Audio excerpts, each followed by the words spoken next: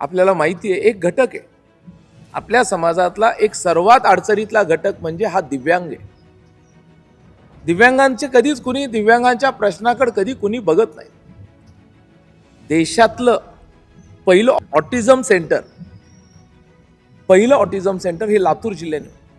महाराष्ट्राच्या विधानसभेमध्ये चर्चा झाली की लातूर जिल्ह्यामध्ये दिव्यांगांसाठी ऑटिझम सेंटर म्हणजे एक अशी जागा की जिथं दिव्यांगांना त्यांच्या जीवनामध्ये त्यांना जे दिव्यांग असतात त्यांच्या जे शरीराला काम करण्यासाठी जे काय मसाज असेल जे काय त्यांना शिक्षणाचे असेल शिकवायचं असेल ह्या सगळ्या गोष्टी तिथं उपलब्ध करून दिल्या. पण आपण लातूर जिल्ह्यामध्ये दिव्यांगांचा कॅम्प घेतला.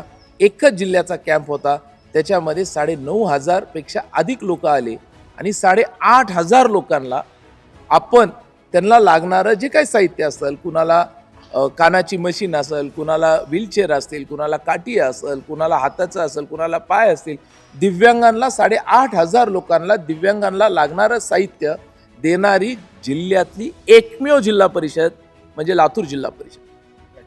राज्यातली एकमेव जिल्हा परिषद ही लातूर जिल्हा परिषद. मग हे एक चांगल्या पद्धतीने समाजातल्या शेवटच्या घटकाला न्याय दिला.